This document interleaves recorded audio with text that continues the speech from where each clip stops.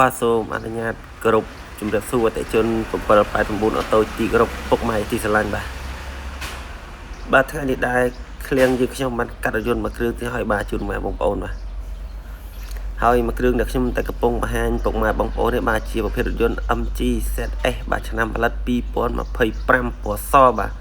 ហើយចង់បញ្ជាក់ពុកម៉ែបងប្អូនដែលថារថយន្តមួយគ្រឿងនេះឃ្លៀងយើងខ្ញុំទើបតែកាត់បានពីម្ចាស់ដើមទេបាទម្ចាស់ដើមទី1តែម្ដងពុកម៉ែបងប្អូនបាទធានាជូនបាទទឹកថ្នាំស៊ីនមួយជុំស្គុតមួយជុំពុកម៉ែបងប្អូនបាទម្ចាស់មុនទើបតែប្រើបាន10000គីឡូជាងទេបាទថ្មីមែនតើពុកម៉ែបងប្អូនបាទក្នុងក្រៅក្លុកកលីតស្បែកពូកឯនៅថ្មីទាំងអស់ពុកម៉ែបងប្អូនបាទ